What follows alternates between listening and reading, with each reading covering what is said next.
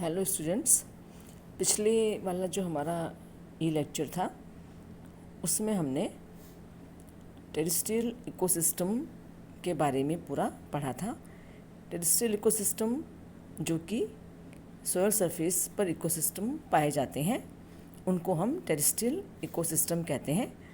Terrestrial ecosystem में हमने देखा था कि इसमें 3 प्रकार के मुख्य रूप से इकोसिस्टम के टाइप्स हम इंक्लूड करते हैं। एक है फॉरेस्ट इकोसिस्टम, एक है grassland ecosystem and the third one is desert ecosystem. Desert ecosystem के बारे में हम पिछले लेक्चर में पूरा पढ़ चुके हैं कि डेजर्ट इकोसिस्टम क्या होता है, क्या उसका स्ट्रक्चर है और क्या उसका फंक्शन है। आज हम forest ecosystem and grassland ecosystem के बारे में स्टडी करेंगे। पहले हम लेते हैं फॉरेस्ट इकोसिस्टम। किसी भी इकोसिस्टम के बारे में हम जानते हैं कि जो इकोसिस्टम है उसमें जो उसका स्ट्रक्चर है उसमें 2 मेन कंपोनेंट्स होते हैं। एक होता है एबायोटिक कंपोनेंट जिनको कि हम अजैविक घटक भी कहते हैं, और दूसरा होता है बायोटिक कंपोनेंट यानी कि जैवीय घटक। जो एबायोटिक कंपोनेंट्स हैं उनमें कई तरह के जो सॉइल कंपोनेंट्स हैं, जो उनका कंपोजिशन है और उसके केमिकल कैरेक्टर्स, साथ ही वहाँ मिलने वाले माइक्रो ऑर्गेनिजम्स और वहाँ की ह्यूमस और साथ में मिनरल्स, ये इंक्लूड होते हैं।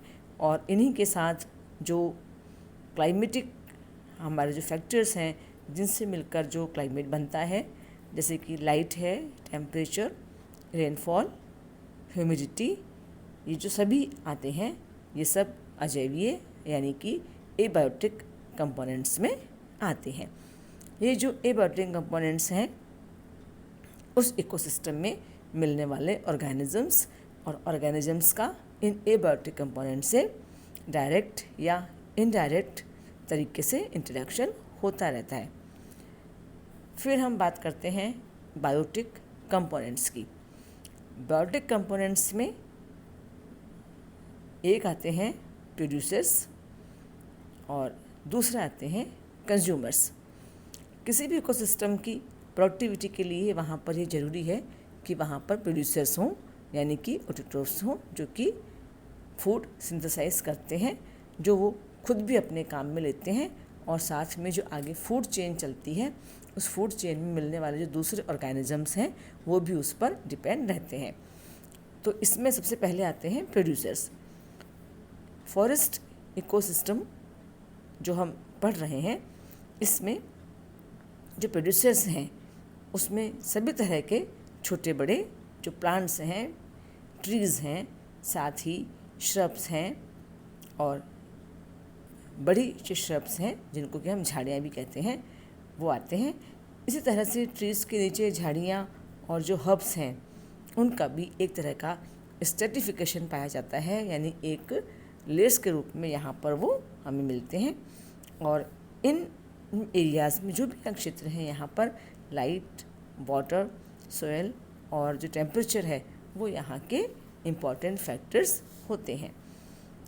यहाँ पर कई तरह के जो फॉरेस्ट इकोसिस्टम की हम बात कर रहे हैं, यहाँ कई तरह के ट्रीज़ पाए जाते हैं और कई यहाँ पर एपिफाइट्स भी होते हैं जो कि आरोही हैं, जिनको कि हम क्लाइंबर्स भी कहते हैं। साथ ही में कुछ ब्रायोफाइट्स, टेरिडोफाइट्स और फर्न्स आदि भी पाए जाते हैं। बड़े ट्रीज़ की जहाँ तक हम बात करें तो जो बड़े ट्रीज़ हैं उनमें सागवान जैसे कि टेक्टोना ग्रैंडिस, इसी तरह से साल जिसको शोरिया रोबस्टा भी कहते हैं, और शीशम इसका बोटानिकल नेम है डलबर्जिया सीसू, इसी तरह से एबीज, रोडोडेंड्रॉन आदि हैं जो कि फॉरेस्ट के मेन प्लांट्स होते हैं। यह प्रोड्यूसर्स हैं, ये ग्रीन प्लांट्स हैं, यह फूड सिंथेसाइज करते हैं इसलिए इनको हम प्रोड्यूसर्स कहते हैं। और ये जो प्रोड्यूसर्स हैं ये फूड चेन में काम आते हैं। आगे जो आने वाले कंज्यूमर्स हैं वो इन प्रोड्यूसर्स से अपना फूड लेते हैं। प्रोड्यूसर्स के बाद यहाँ पर आते हैं कंज्यूमर्स।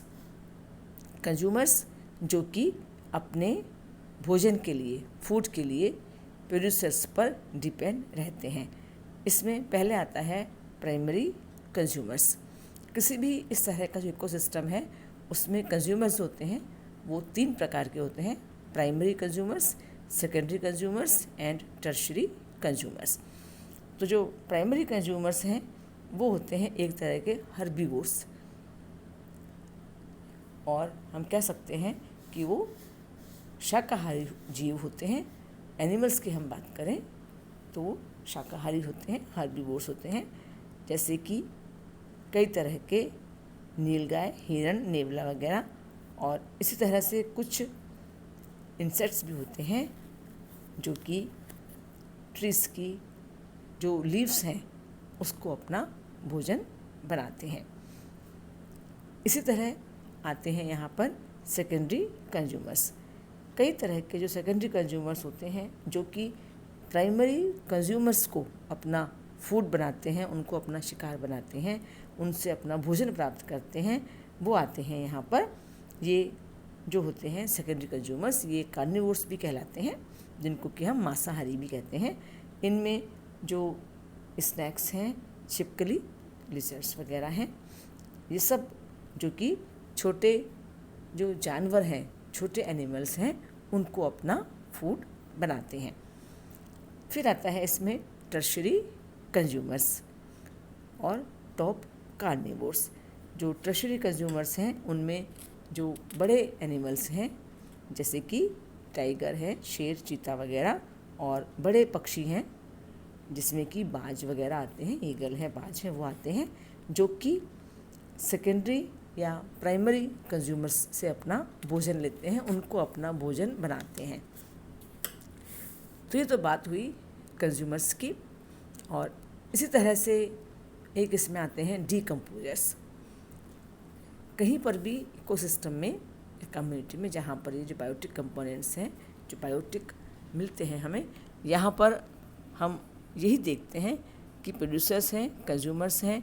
जब ये सभी हैं तो इनको डीकम्पोज करने के लिए वहाँ पर डीकम्पोजर्स की भी एक आवश्यकता है, और बहुत ही ज़्यादा आवश्यकता है। डीकम्पोजर्स के थ्रू ही जो ऑर्गेनिक कंपाउंड्स हैं, मिनरल्स हैं, वापस जो है ये एक साइकिल के रूप में इकोसिस्टम को वापस प्राप्त होते हैं। ये जो डीकम्पोजर्स हैं इनमें मेनली माइक्रो ऑर्गेनिजम्स आते हैं, जैसे कि कई तरह के फंजाई और कई तरह के बैक्टीरिया। एग्जाम्पल हैं सूडोमोनास है, एक्टिनोमाइसिटीज के एस्परजिलस, फ्यूजेरियम है, बैसिलस है, क्लस्ट्रोडियम है, ट्राइकोडर्मा है एंड अल्टरनेरिया एक्सेट्रा।